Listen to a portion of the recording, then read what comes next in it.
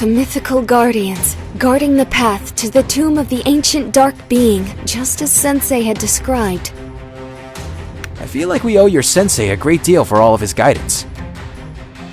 Yeah, we should throw him the mother of all parties when we get back.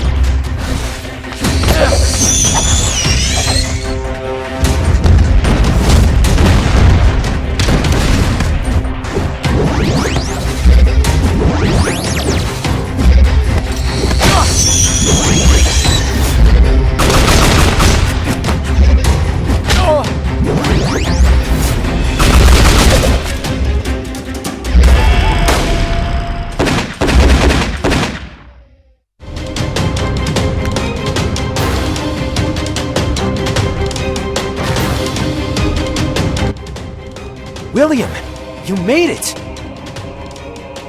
Yes. And do you now possess all of the elemental powers? You bet we do! Then I must humbly thank you for aiding me in securing my rightful place as ruler of the world. What? Lucky for you, I'm a fair man, so I'm willing to offer you a piece of my new world to call your own.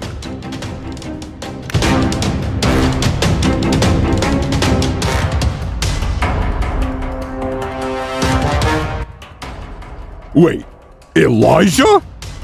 What are you... Ah, yes, I think it's time they knew the truth, Elijah. Don't you?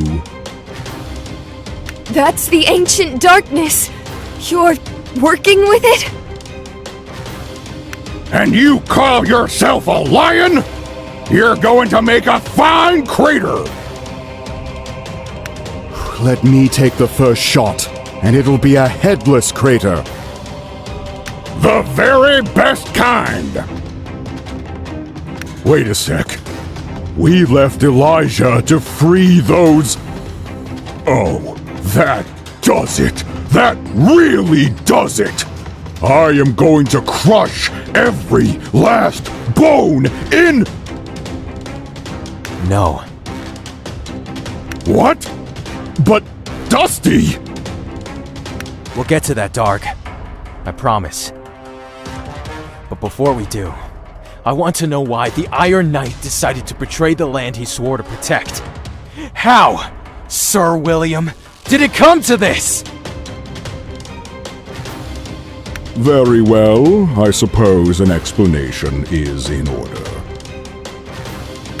As Sir William Ross sat beside the ornate coffin, he began his tale.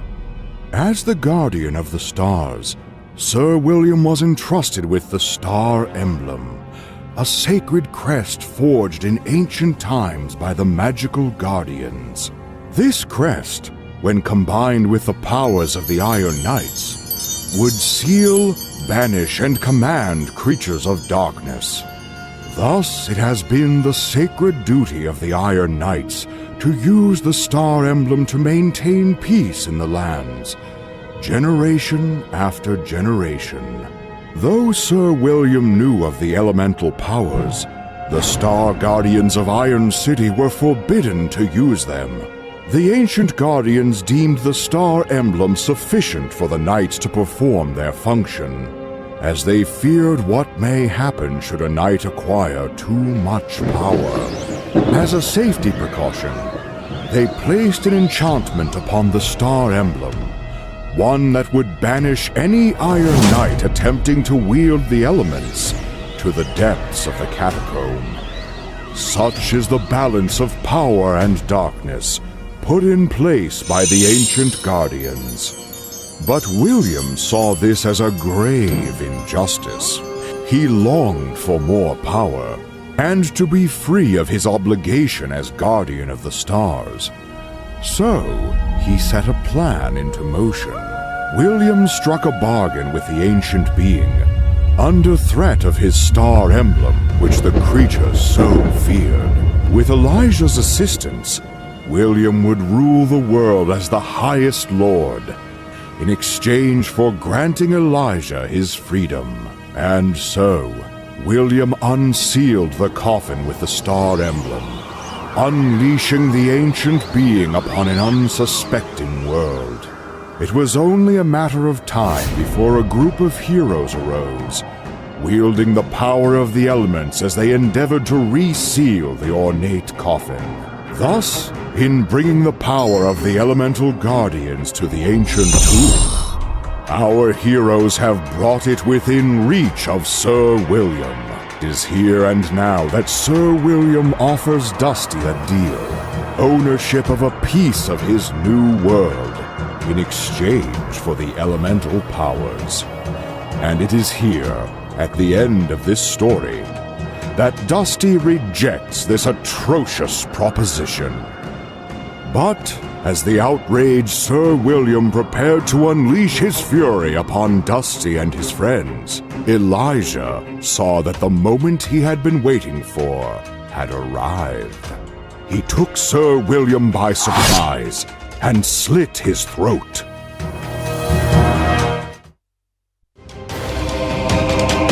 But we had a deal! The betrayer has been betrayed in kind. This dark world was never yours to rule. And it won't be yours either!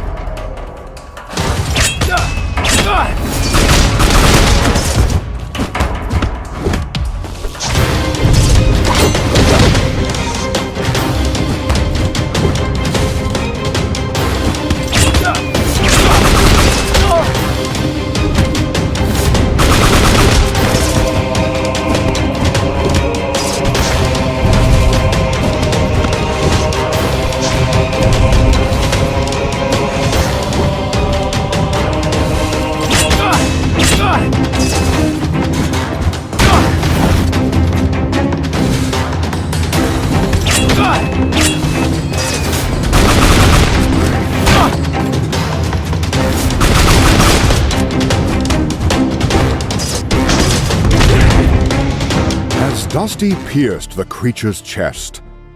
It let out a deafening screech, and at once the dark moon began to dissipate, its malevolence no longer cursing the land. It was then that a shooting star crossed the horizon, its light fading as it traveled into the distance.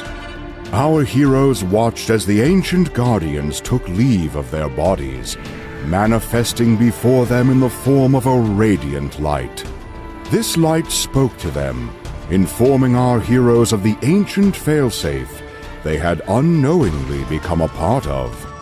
The elemental powers had been imbued into shrines and scattered across various lands. Should William or his ancestors ever fail to keep the diabolical coffin sealed, the elemental powers could be used to destroy the ancient creature. But this could only succeed if those who found the powers were pure of heart, and beyond the reach of the corruption such power might bring. As it turned out, our heroes were indeed worthy, and it was that worthiness that allowed them to destroy the darkness that had threatened the world for centuries. As the ancient guardians took their leave, Elijah's scythe magically separated into two pieces. Dusty and his friends looked upon the new weapons. Darg, with his brute strength, said he had no use for them. Snow and Leo, preferring ranged weaponry, simply looked on. Thus, Dusty and Kitsune each took up their weapon of choice, ready to defend the world for a better tomorrow.